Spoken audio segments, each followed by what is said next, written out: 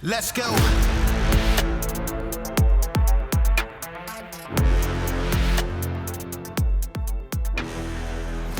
Welcome to Citizen. We have a special guest today, Matt Bechtel, and your story is pretty interesting. You've got a book. It's called How to Win Your Local Election, and you actually did this. I mean, you're not a politician. You're just what do you do? You work in sales or some shit? I did when I was on city council. Now I've gone full time with a podcast that I've created with a stand-up comedian friend of mine. So no masters right now. But yeah, I was in sales. I actually worked for a Budweiser wholesaler while I was on city council. When got out just in time, didn't you, bud? Yeah, I did, dude. I did. Yes, I did. Well, I like that shirt. Don't like the ATF. Also, Yeah. Thanks for rocking our merch. So you ran for city council and what's the name of the place? Fremont, Nebraska? Yep, Fremont, Nebraska. Okay. How did that? What made you decide to do that? Man, I thought about how I wanted to answer that because the true story will make your eyes roll. So to back up a second, when I worked in a restaurant in high school, and my boss used to go down to the city council meetings and raise hell, and then he'd tell us, you should come check it out. So I went when I was 16. Wait, when you say raise hell, you mean like Alex Stein raising hell, like acting like a fool, or just normally raising hell? Somewhere in the middle. Okay. Not as funny as Alex Stein, unfortunately. Well, he is a professional. But so. when I was in high school, and I kind of talk about it in the intro to the book, is I wasn't a good student. My ambition in life was to be in a band. I wasn't in National Honor Society, nothing like that. I just went because I thought it was interesting. And while I was down there, I was listening to the agendas and stuff. And I thought, man, I don't know what any of this shit means, but it's probably important. And I kind of kept going. I also had gotten in touch with a conservative group called Win It Back. They were just a local grassroots conservative group, and I got plugged into there, so I could see the power behind, local politics. But again, at that time, I pretty much just wanted to be a member of Motley Crue. That was like my life's ambition. Now, when I turned 18, I ended up becoming a born-again Christian, and after that, I really wanted to live out that lifestyle. I wanted to help people and do something about it. And I was looking for ways to help my community and the people around me, looking for ways to volunteer. I was on a volunteer fire department. I was friends with a guy in there who was in the Marines. I was thinking about joining the Marines, so I'm an almost served veteran. But he was talking to me about, Islam and stuff like that. And so it was a little bit interesting. I went down to the library. I was checking out a copy of the Quran because I thought, well, I want people who criticize Christianity to at least read the Bible. I'll do the same for, Islam. While I was checking it out, this guy was coming in and I knew him from, again, like grassroots stuff. We started talking. He's like, well, we're going into a meeting right now. So I followed him in there and they were talking about what was going on in the city. And I kind of had stood up and spoken what I thought. And after the meeting, people were coming up to me saying, hey, you should run. And it sounded insane. I was 19. But it felt right. And their biggest complaints was that they wanted transparency from their local government.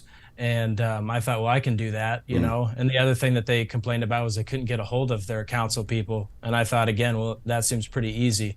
So I ran against one of the longest standing incumbents on the council.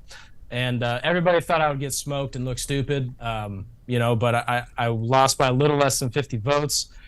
So next time I ran, I was taken a bit more seriously, and I got on when I was 22 years old. You were 22, you said? Yep. And how long ago was this? My term ended this was 2016. I got elected in 2016. My term ended in 2020. I decided not to run again. And the reason being is because I had a family. Before I ran that second time, I wasn't even dating my wife. By the time I got off the council, I had 2 kids. Oh, wow. And I'm married. So there's a lot of life that had happened in that meantime. And so I felt like, oh, I guess I'm supposed to run again. And after talking to people, I realized that, we have times in our life where we can help. This was a time in my life where I could. And I got off when I thought I wasn't going to be as useful. There's still political connections there, right? I can call the mayor up at any time. I'm still in the ear of elected officials. So there's still that influence there. But at this point, I'm really more interested in being in the background at this point. And I want sane people to enter into their local elections. You say all the time, and it's true, we're not going to vote our way out of it. Mm. I think it's true to a point. I have a lot of hope in local politics, and I don't think you have to be a political mastermind to be on a school board or to be on a county board or to be on a city council. I think at this point, you just have to not be insane. The litmus test for me is, do you want to cut a kid's dick off? Do you want to have babies have their brains sucked out of the womb? Right. That's pretty simple. You don't have to be a political, mastermind for that. And so again, that's the point of this book. I really wrote it so you don't have to be brilliant, man. I wasn't brilliant. I'm still not. When I ran, I just worked my ass off. I went door to door and I talked to people and tried to figure out a way that I could help. Yeah, it's I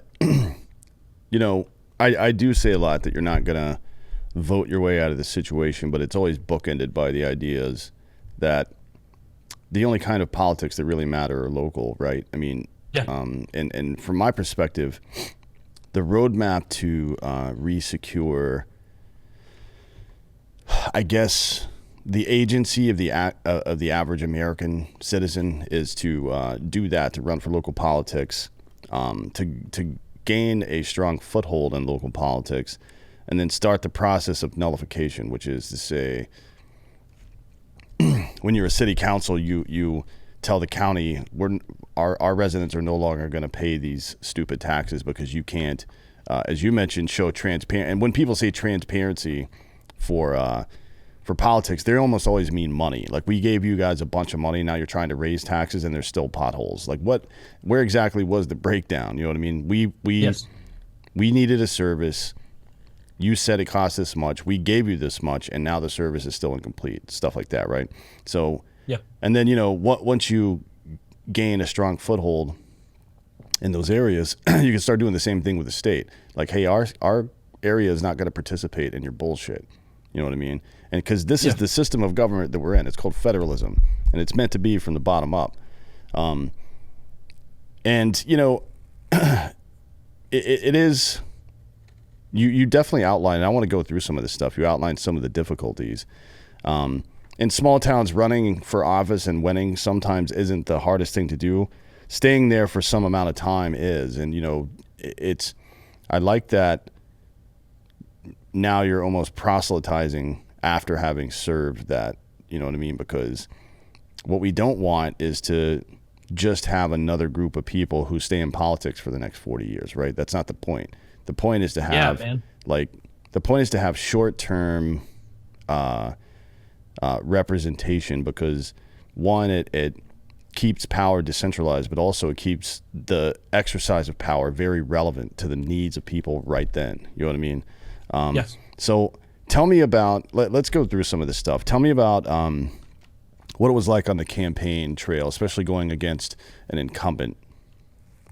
Yeah, I absolutely will. Before I get that too, one thing I do want to touch on before I forget is local, like you said, these local elections are more winnable than people think. When I constantly am hearing people talking about, oh, the taxes are being raised in the county and this and that. And it's like, hey, these people doing this, they have names and they have addresses. You can run against them. You can talk to them, but you could also run against them, beat them, and hold the line. If you came in to the studio someday and you were talking to me and you said, hey, man, on my way in here, I just got my ass whooped by a bunch of dudes. And I started asking you questions and you say, yeah, man, these guys, they were 4'6" and, 100 pounds, and they just whooped my ass. I'd be like, Dan, dude, that sounds like a beatable opponent. Whoop that motherfucker's ass. It's the same thing with local politics. Some of these people, they just bitch and they throw their hands up. It's like the point of, and I touched on my log line here with your points was number 4, that I'll be a leader. When I was 19 years old, I recognized that this country was going down a path that was going to be really hard to turn away from. And it wasn't because I was a prophet, it was because I paid attention. It's the same thing here, in these local elections, this is something that you can do. So what was it like for me at 19 years old running against, the longest standing incumbent, a really nice guy, a good guy. He was a retired police officer, very well known in the community. It wasn't easy, it wasn't. But what I did was I had made some handouts and I just went door to door. And before I even had the handouts, I just printed off a newspaper article and I would just knock on people's doors. And the first time I ran, I just tried to hit every home I possibly could. And when they would answer the door, I would just say, "My name's Matt Bechtel. I'm running for city council. I was wondering if you had anything that you'd like to talk about." And people would tell me, and it wasn't ever really crazy stuff. It was like, "Oh, the city said they were going to cut that tree down and they never did," or, "The city messed something up with this water pipe over here and they never fixed it," Sure. or, "I can't get a hold of my council member." That's the kind of stuff that it was, right? So yeah, it was challenging. And the other part that made it challenging was I kind of liked the guy that I ran against, and afterwards we became friends. And what's interesting is, so in Fremont, there's 4 wards and there's 2 council people in each ward. So if you don't win in one election, you can essentially run a couple years later in the next. And his daughter actually messaged me on Facebook and asked me to run. She was one of the people who said, "We like you. So please run again," because I didn't run a smear campaign. It didn't seem necessary. Now, again, if you've got a school board member that's a communist, yeah, smear that dude. He needs to be called out for his shitty beliefs. But for a lot of people, it's probably not going to be that sensational, Sure. But at the end of the day, it was just a matter of going and talking to people face to face. And I can't respect any politician on any level who doesn't go and do that, going door to door or going out and meeting people face to face, because that's really where you learn. That's the journey. Yeah, I mean, it's we call it retail politics, right? I mean, you got to go press the flesh. Yeah. But at the local, and this is like, this is why local politics are so much more powerful. I tell people it's just a math equation, right? So if you're a voting American in a federal election for president, let's say for president, vice president, your will is being reduced down to 1/150 millionth of a vote, essentially, right? Yeah. That's essentially, or one out of 150 million votes. And then the local, I don't know how many people voted in your local election, but it was quite a bit less than 150 million, I would imagine. Yeah, it was like 1,300 total, Yeah. probably. So, this is the way representative republics are supposed to work. And it's essentially a democratized version of feudalism, where you decentralize the power away from the individual politician. That was the whole point, right? To take the European common law system of representation, where you would have a governor or a warden over a town, like the fucking, like, I hate to use this example, but a lot of people recognize it, like Robin Hood and the Sheriff of Nottingham, right? Like the people that lived there, Robin of Locksley, the guy not the real guy, but the Locksley family were essentially feudalist wardens of that area, right? So it's a town. Think of it like a town, and there's one person, one wealthy aristocrat in charge of the town, and their job is to make sure that everybody's problems are taken care of. Their job is to make sure the security is taken care of, blah, blah, blah. They also collect taxes for the state and things like that. And now what we have in the United States, and the French were instrumental in developing this as well, is the same general setup, except for that person is just an employee of the city now that gets elected, instead of being a warden or somebody that's actually has any power. Like the office has some degree of power, but the person has no power. That's the point of it, right? And now you can appeal directly to that person. So if you're running for local election, if you're planning on doing some stuff like this, you made a couple of really key points. One is that retail politics. Get out there and talk to people, right? Let them know that their voices are being heard. That's the only thing that matters as far as face-to-face stuff. Then you don't need to run a nasty campaign. Even if the person is a commie, you attack communism and not the individual. You don't want to go ad hoc, right? Like it's not useful for anybody to say, "Oh, my opponent is a communist," and then people are left to their own devices to understand what communism is and exactly how this person is doing it. You just go down a list of the things that have been done previously. You don't even have to use their name. As a matter of fact, sometimes I don't think it's helpful to use their name. Even when you say, "Oh, well, my opponent did X, Y, and Z," what you would say is something like, "In previous administrations, we've seen this, this, and this," and just lay out the facts, right? And people are decent at making good decisions when you steer away from at the local level, not at the federal level, because it's all brainwashed, right? But those are two things that are absolutely critical to local politics, and it also brings some level of dignity back to the whole process too, instead of just being a fucking clown show all the time. Yeah, yeah, absolutely. In my estimation, this country right now is being destroyed by three groups of people: communists, the stupid, and the greedy. The communists use the stupid people, and then the greedy will, do whatever works out in their best interests, as you guys talk about a lot with BlackRock and things like that. That's greed. And then you have people with a political ideology such as communism, Mm. and these people have been working in this country for 100 years. I mean, and longer than that, really. But they've been at the local level. They've captured the school boards. They've captured these because they understand the power of them. Meanwhile, your typical American, maybe conservative Republican, just wants Donald Trump to win because they think that that's going to save everything, and it's not. That will not save anything. But again, at the local level, we're talking about something that you can win. Now, keep in mind too, I've had a council member of Omaha, Nebraska, told me that it costs about $20,000 to run for city council in Omaha.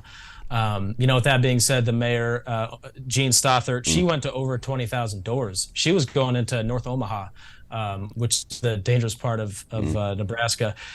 She was going there and going door to door and campaigning and talking to people on their doorstep. So, Austin, Texas, for instance, that may be a tough one to win for sure, but Dripping Springs might be a more attainable, position for somebody. Yeah, I mean, obviously Omaha is quite a bit bigger than Fremont, so I doubt you spent 20K on your fucking election. I hope you didn't, anyways. No, I'll tell you how much so the first time I've spent probably about $600, 100 on handouts, and then about 500 signs, which ended up being essentially donated to me by the local conservative group. So the second time I ran, I won by, I believe, less than 100. It was either $90, somewhere between $90 to $110, and that was just because I got a good deal on my handouts. The more time you spend, the way that I look at it is, the more time you spend, the less money you have to. So if you can get those handouts at a good price and just spend the time, going door to door. I mean, my life was, I would get off of work. I worked at a place that made T-shirts at the time, making like $12 an hour. I would get off work at 5. I'd go home, change, put on some decent clothes, and then I would just start hitting the neighborhoods. On Saturdays, I would go out and hit the neighborhoods, and then I wouldn't even campaign on Sunday.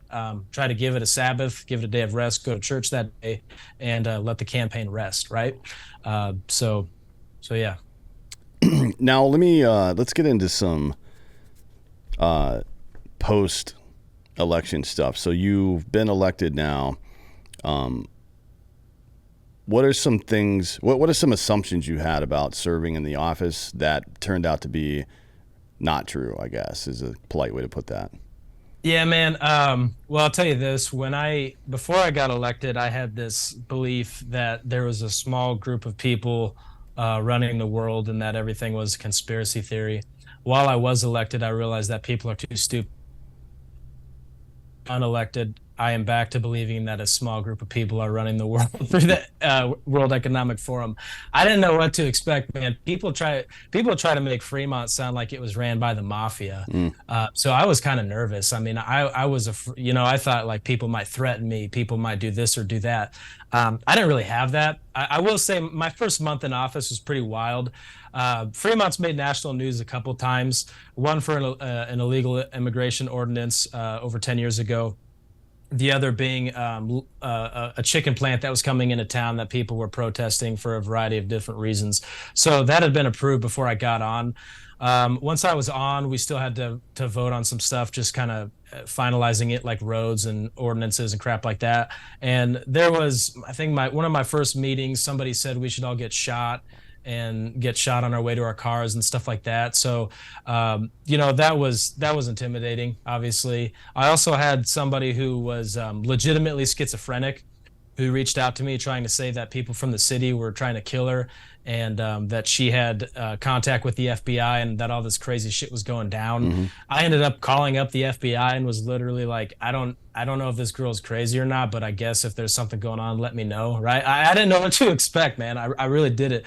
So I was kind of nervous about some of that stupid crap. But once being in, I realized one thing was that the government was bad at PR, that they could actually do something that they meant to help people and it would look bad. I realized that. And one of the things that I take away is on Facebook community groups. I think at this point, every community has them. People will post and say, like, did you see this on the agenda? Or this councilman said or did this? And they'll go crazy. Really, what I've learned is just reach out and ask them, hey, what's going on? Can you tell me the full story on this? Because I would have people show up all the time and try to tell me, this is how it's going to be. And it's like, yeah, but you don't know any of the stuff that we've talked about. There are certain things that also the public can't know, in the sense that if we're talking about a city employee is not an elected official. So some guy grabs a secretary's ass who works for the city and we have to fire him. We're not going to post that publicly, right? So we had some goofy stuff like that. So one of the biggest things I learned was how to communicate, because I'll talk to people I'm going to go show up to the council meeting and I'm going to yell and threaten them or do this and that. And that's just not the most effective way to do it. Have the conversation first. Talk to somebody one-on-one when there's not an audience, and just see if you can figure out, where that truth is, somewhere in the middle.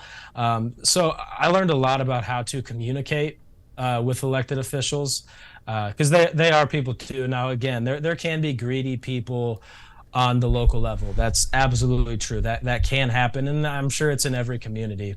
But you're also having people at this local level who genuinely give a shit about the community, who genuinely want to help the people that they grew up with. They're business owners, they're this and they're that. So, trying to give people the benefit of the doubt, and just trying to find the facts is probably the biggest thing that I learned that I can use forward as a citizen. I wonder, well, so to your point about the nuance of conversations that aren't necessarily that the public isn't privy to, or conversations that are public but that individual wasn't privy to because they just didn't see it or whatever, and Yeah. calling or whatever to get some kind of clarity, or at the city level, there are public meetings on a pretty regular basis, and you can sign up to speak there, as we've seen with our friend Alex Stein. You can take it seriously or not. Yes. He tends to just go wild and do crazy shit, which I enjoy. But you can also just show up I would and have liked ask that too. questions, right? Oh yeah, it's so funny. But it only works if, to your point from before, it only works if the council member answers the fucking phone, right? I mean, Right. this whole system of representative republic doesn't work if the representative doesn't have a front-facing conversation with the public on a regular basis. You know what I mean? And Yeah. I wonder, like, so what were some of the, because it's, when 1,300 voters, that's still, even for one person, a 1 to 1,300 ratio is still quite a bit. Like, if everybody called, that's a lot of phone calls. You could do let's say 20-minute phone call for each one of those people. That's gonna take up 100% of your time. And city council in a small town is not a full-time job, by the way. It's a part-time job for most people, right? Sometimes and depending on how big the city is, it becomes a full-time job, but definitely not in Fremont, Nebraska. So, what are some of the challenges you ran into doing that stuff? You mean just like in the balance of trying to get a hold of, well, I'll say this, the one thing is we do want to hear from people, like I would go into a meeting thinking I know the facts, and then someone would show up and present their case, and it'd be like, man, I wish you would have, let me know that ahead of time. The other thing too to keep in mind, so I'm not contradicting myself, is that if your council member in your area doesn't answer the phone, find another member who will. There was cross between all of us all the time, where I might talk to somebody in someone else's ward and then hand them off to, to his member, and vice versa. But yeah, trying to get ahead of it, ahead of time, reaching out and getting clarity. As far as the balance of that goes, when I was 19 and I ran, I would take every single meeting face to face. I would take every single phone call, no matter the day or the hour. As I began to have a family, what I tried to start doing was screen my phone calls. So people would say, "Can we meet?" And I would say, "Well, can we talk on the phone first?" And what I noticed was a lot of those meetings would be, we would have it figured out in 5 minutes. And I'm thinking, well, damn, that would have taken an hour or two away from my kids. had I taken that. So, there's definitely a balance there. But again, this is like we got paid a few $100s a month, right? But the amount of work that you put in, it is kind of volunteering, and so you are doing, a duty to your community. So that's part of what you're signing up for. You're signing up for the phone calls, and you're signing up for all of that. That's part of the job, But again, it's worth it. I was thinking about this. I was listening to some older citizen podcasts Hmm. yesterday while I was mowing, and I just had this thought, and I don't know what sparked it. I don't think it was anything anybody had specifically said, but um, you know, people like veterans, let's say, they'll say that they'll die for their country, or they'll kill for their country, and that's good. But at this point, my question is, will you live for it? Will you be embarrassed for your country? Will you tell the truth for your country? Will you be ridiculed for it? Because that's what's important. I'm trying to do things to make this future better for my kids, so they're not living in a complete shit show, shell of what America was or could have been, right?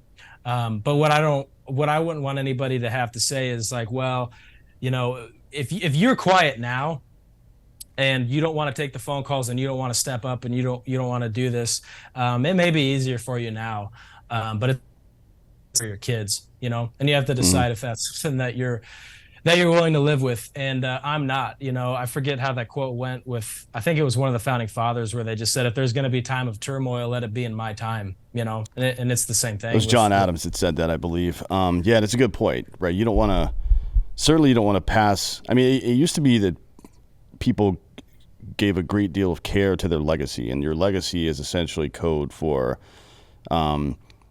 two things. One, how people are going to see what I did on this earth, and then two, what kind of life I'm leaving for my children. And that was the thing. I mean, especially in the U.S., people would come here and grind themselves into paste, just trying to make sure their kids didn't starve to death or make sure their kids had a better life than they did.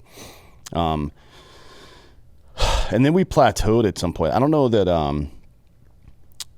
I don't know how people think about that now, right? Because it's a much more complicated situation than it used to be. Obviously, people who were lower middle class or lower class during the first part of the 20th century started thinking about entrepreneurship, like giving their kids the ability to start businesses, or later into the 40s, 1940s, it became about going to college, right? That was a big thing for people, and a lot of first yeah. time, a lot of people were the first people in their families to go to college between 1940 and 1980 or so.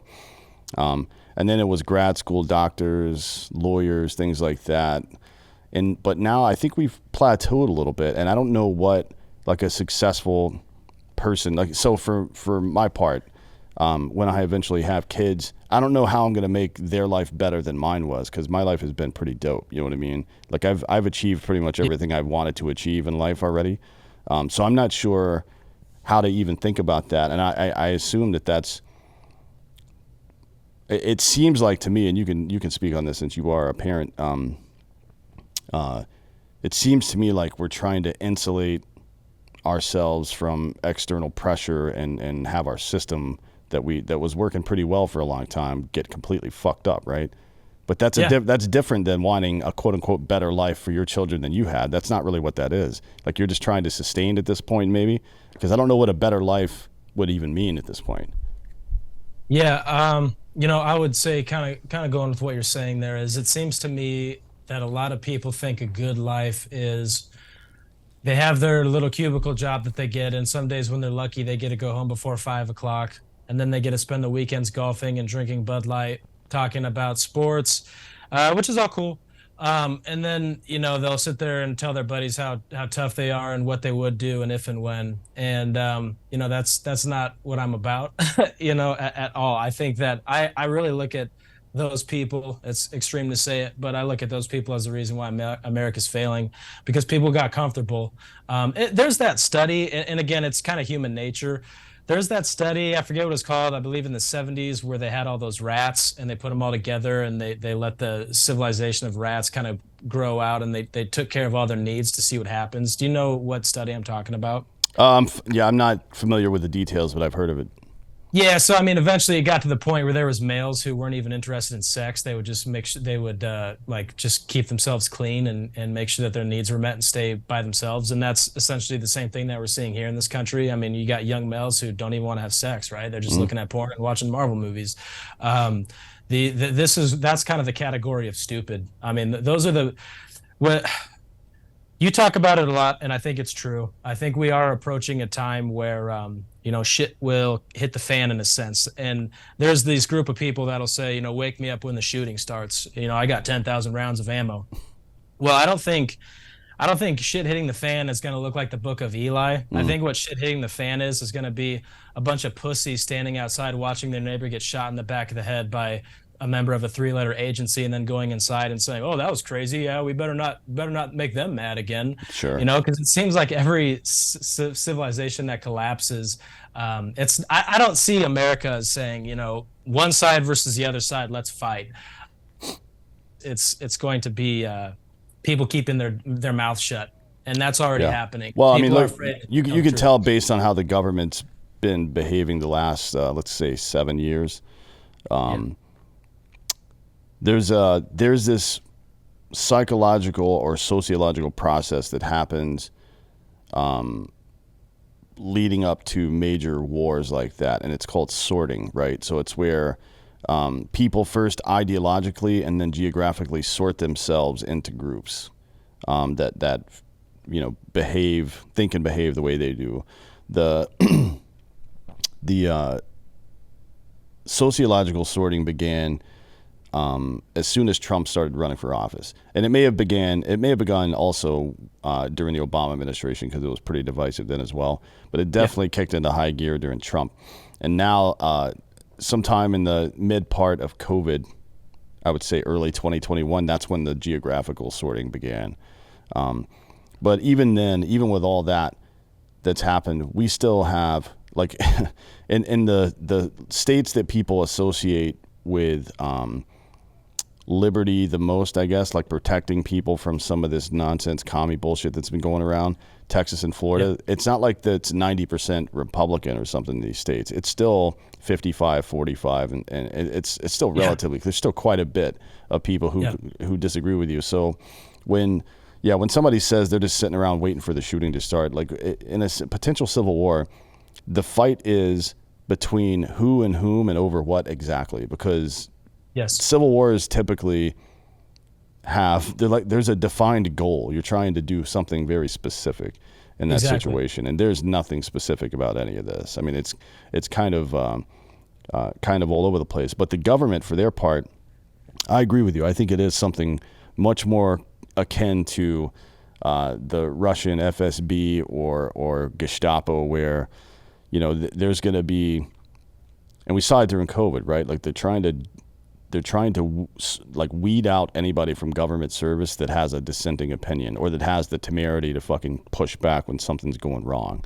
Yeah, And yeah, I think it's much more likely to be that. And the people who continue to work with or for the federal government are going to be seen as collaborators at some point. So it seems much more likely that that's the fight. You're going to have a bunch of people who are too scared to do anything because they're worried about losing their bank account and their mortgage, yeah. or having somebody show up and harass them or the IRS audit them or whatever else. That seems way more likely to me than neighbor against neighbor. Frankly, I just don't Yes. see it. That's 100% how I feel. I mean, I was even for this newer podcast I had started. We had David Gunn on from the band King 810. I don't know if you're familiar with that band or not. They toured with Lamb of God, so I think so maybe. But we had an episode where we talked about the fall of ancient Rome, and one of the things we talked about was Rome was to crush an empire. It's not just one person. The empire is bigger than that. The empire is bigger than Julius Caesar, right? So Julius Caesar gets killed.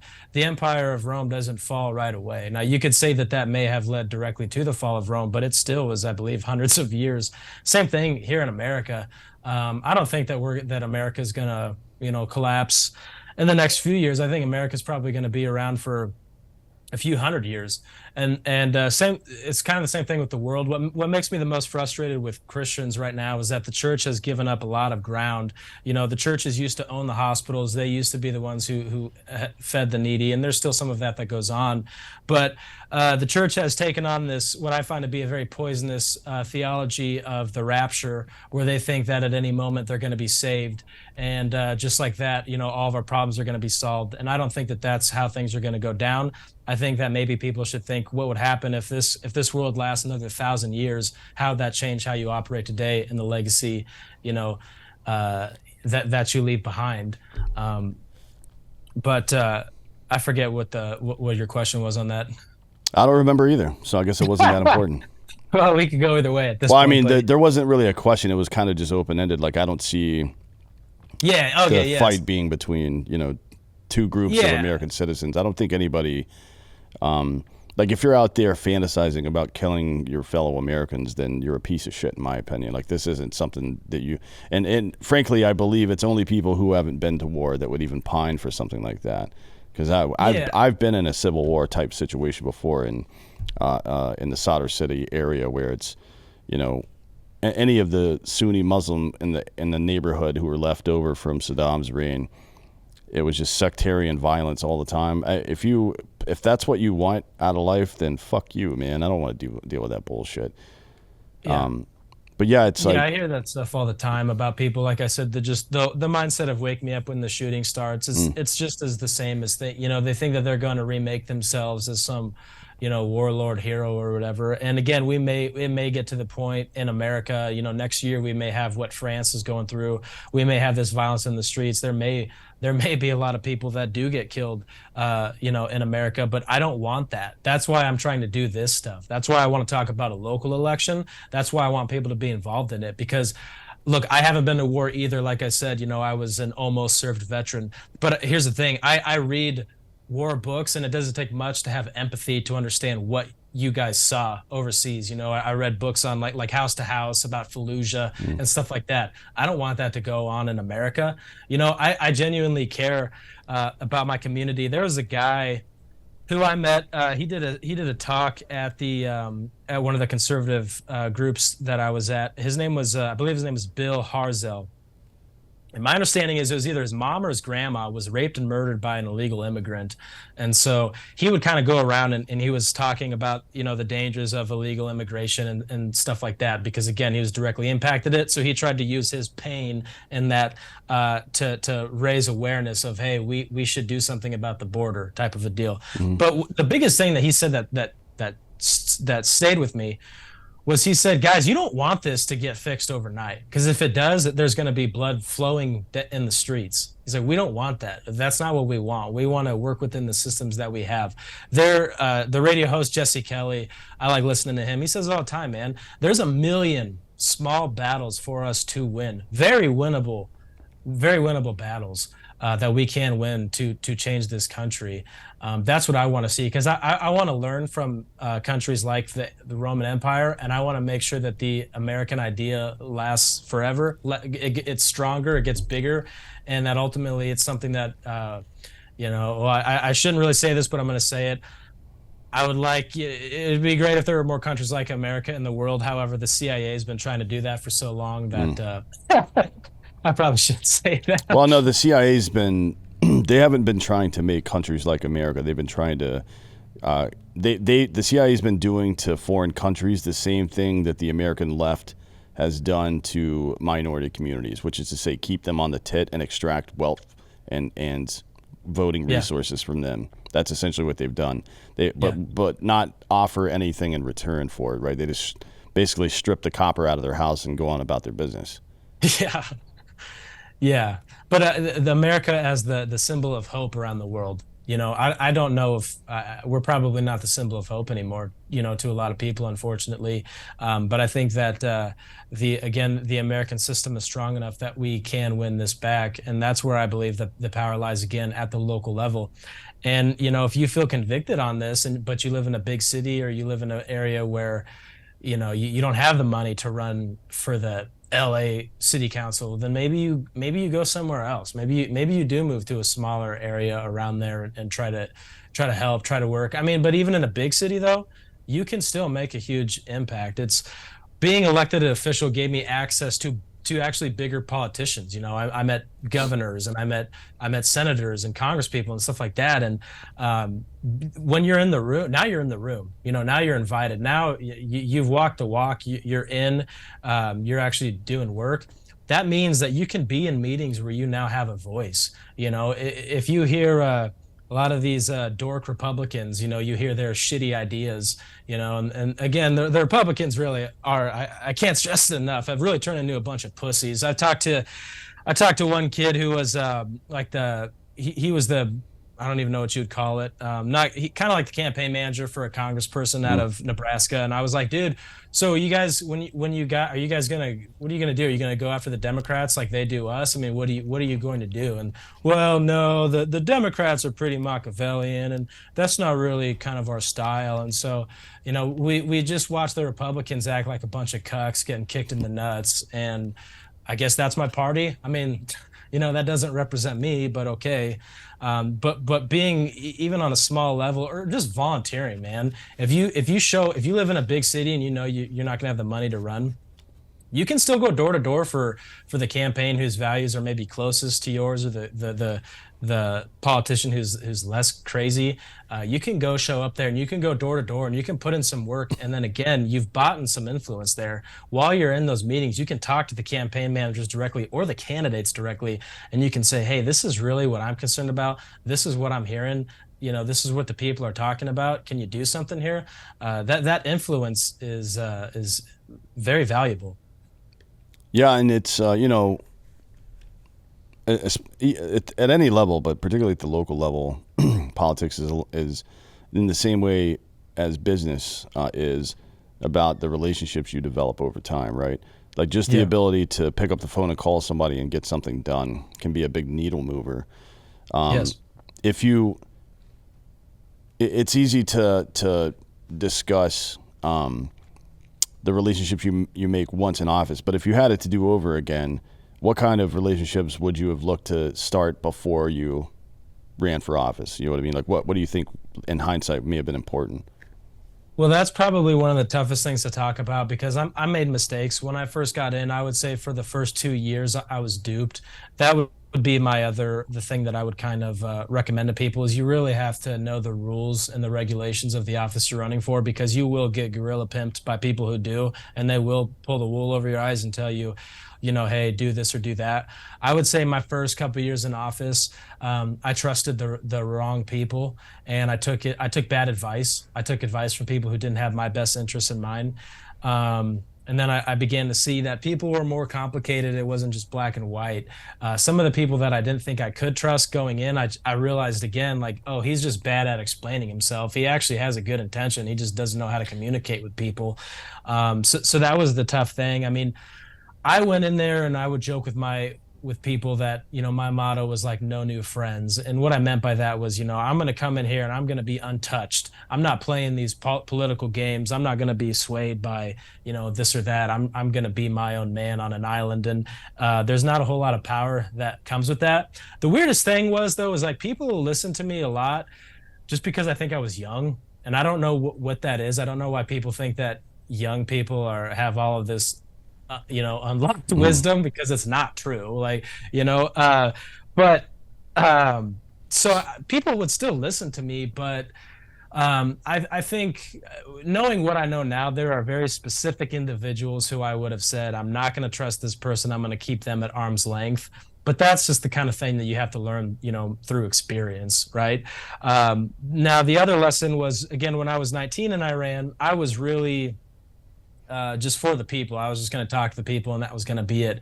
The second time around, I had a friend of mine who really had to convince me. He's like, no, you need to go talk to the mayor. You need to go hold these meetings with these people in the community. Even though you think they're douchey or whatever, you need to talk to these people one on one because they have influence. Because people will go up to the mayor and say, what do you think about this kid? Hmm. And he may not say that he liked me, but if he at least would say I'm not crazy, I considered that a win.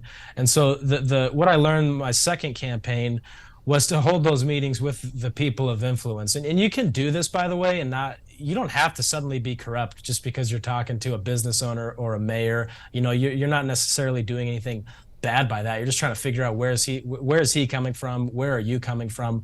That kind of a thing. It's like that the saying, that money is the root of all evil. Mhm. I think that money just reveals people's hearts. It's the same thing with power. People will act like complete shitbags because they got elected in a town like mine of 27,000 people. They think that they're a king all of a sudden, right? So I think it just really reveals in your heart. But I would say I would be that was good advice, to just be open and talk to people of influence in the community. Even if you don't really like them, just take the meetings, and you may be pleasantly surprised. You may say, actually, this guy's not as bad as I assumed. That was definitely one big lesson. Yeah, well, I mean, you can't just ignore people once you get into office. Like, I mean, Yeah. the job is to represent the community, right? Not just one particular group.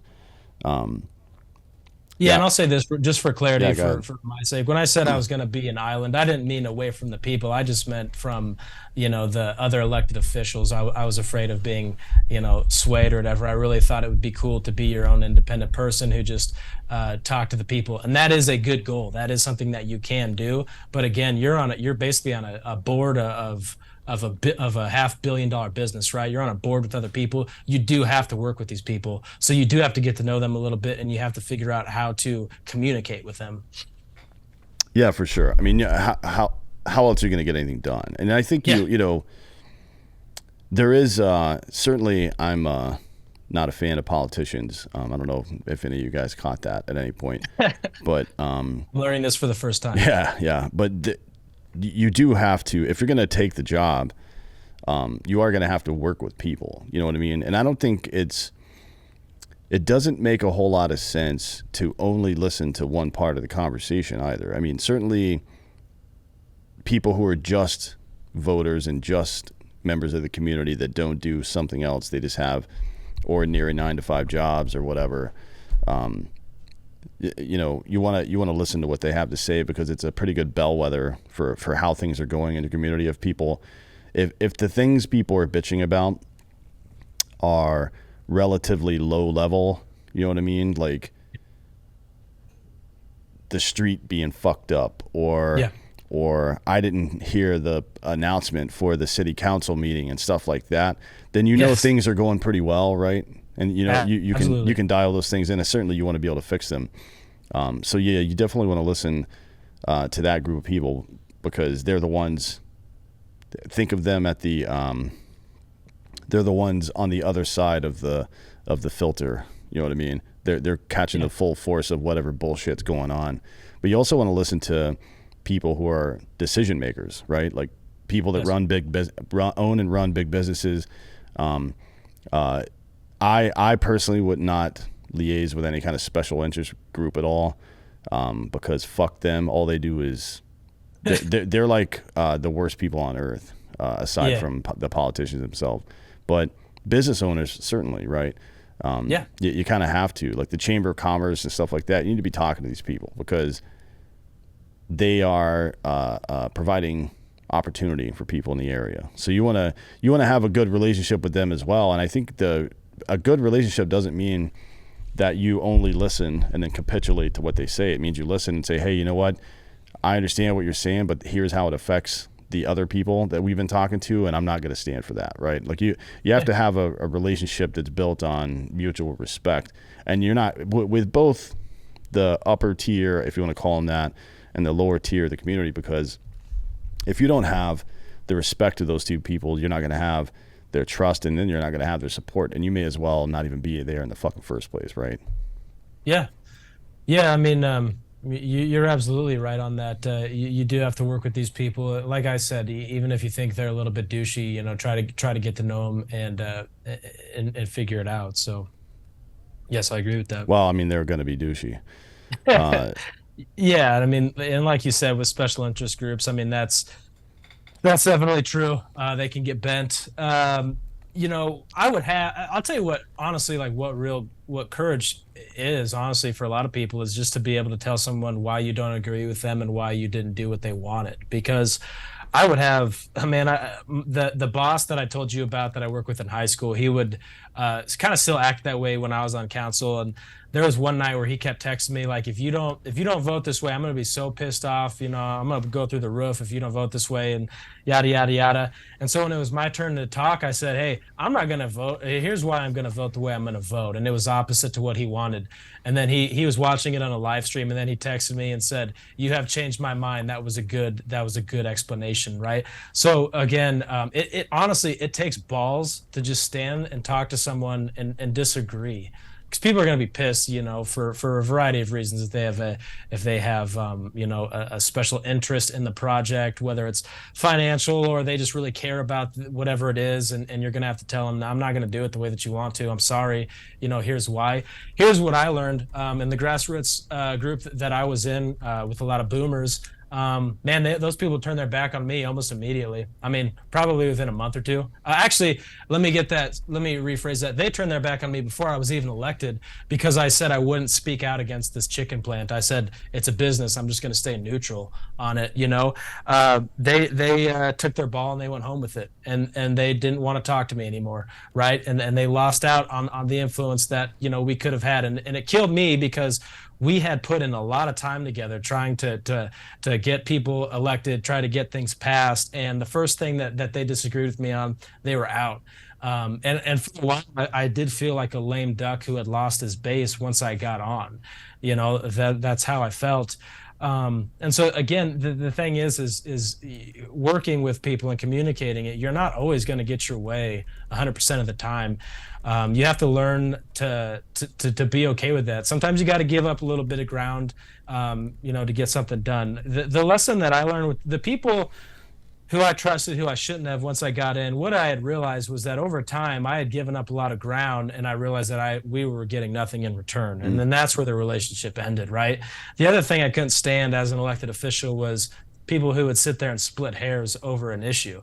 At a certain point, I mean, when we're going over such a micro detail, like, okay, we're done, we got to pick a side on this and we got to move on, Yeah, it's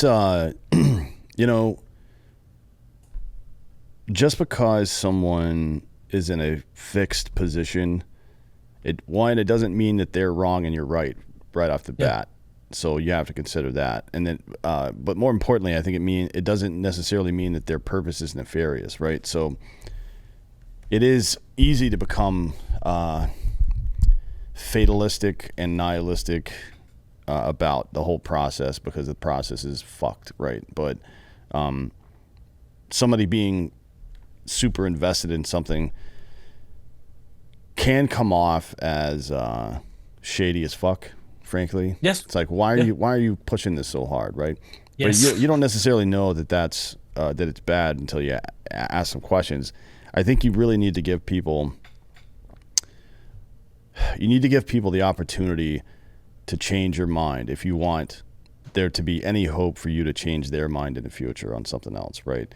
Like, you're not, and that's where we are in American politics, more broadly speaking, because people are everybody's on their side, and it doesn't matter the factual basis of your argument anymore. It's just like, well, my side doesn't agree with this, so I don't. So you get stuck in this position, and it's not just the left, it's both sides that do this stupid shit. You get stuck in a position where you're defending an idea or a politician that you don't even fucking agree with anymore. You know what I mean? And that's that, and it's because our leadership, quote unquote leadership, the politicians that we've elected, that's how they behave, right? It's fucking dumb. Yeah.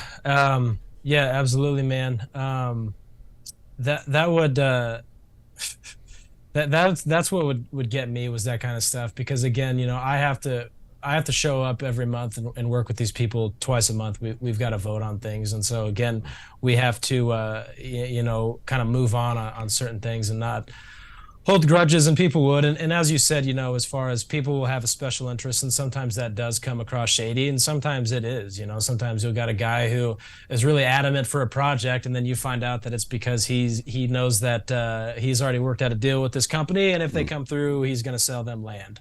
So this guy is really, really invested and really thinks it's good for the community. And it still can be. It still kind of comes off as like pretty shitty, if you've got a financial stake in it. Again, that's the kind of greed that you'll run into, at a local level. There's a town near us. And there's a guy there who's a business owner. He's the mayor. He's the sheriff, and he's also the captain of the fire department, right? And I love this guy. He was a mentor of mine. But some people look at that as shady. Why are you in all these groups? What's going on? That's definitely a common thing that happens locally, and not sometimes it is because people have pure interest. Sometimes it's not. Ultimately, the thing though too with this, and I wanted to mention it earlier too, is that people wanted me to run for mayor, and they wanted me to run for state legislature and to do all this other stuff and essentially become a career politician. And I would just tell them straight up, I would say, you don't want that. Do you want me to be Joe Biden? What are you talking about? You don't want me to be in politics my whole life. I told people I may come back to politics in the future. It may be 10 years from now. I definitely don't want to do it while my kids are young. Now, again, I'm never giving up my influence in politics. I'll be involved in every community I'm in. But as far as being an elected official, I don't consider myself a politician. Consider myself an elected official. You can walk away from it. You can serve for 4 years and then say you're done. That's okay. It's actually better that way. Sometimes it does help to be elected for a long time. You may be in an area where a guy's been on city council for 20 years. That's not necessarily bad. For those 20 years, he could really be a master of getting good things done in the community. It's about spending that time to learn about the individuals who you're working with. Right. Yeah, 100%. I mean, it's good advice, certainly. And definitely the book, How to Win Your Local Election, is kind of a window into the path at the low politics level, the small city politics level. And now you're doing a podcast. Tell me about that. Yeah, so I started a podcast with a friend of mine named Austin Anderson. He's a stand-up comedian. His background, real quick, is he actually grew up with Adam Devine. They started doing stand-up comedy together. He was roommates with him in L.A. and was with them when Workaholics popped off. So he's been on the shows, tight with all those guys. He just opened up for them. We started our own podcast out here. The idea behind Toolshed Art Club is really being creative and doing artistic things wherever you're at, even if you're starting in a tool shed like we are, or we're at least. We got a variety of different guests on. We're sitting on some pretty cool content. We're going to be releasing an episode soon where I interviewed a member of Charles Manson's family. We've had on Dave Landau, David Gunn from King 810, and we're going to have some pretty big name guests, as you could guess, in the future. That's what I'm working on full time at this point. By the way, we would love to come down to the Drinking Bros Studios in Austin and do an episode with you guys. I think it'd be a blast. Yeah, you should.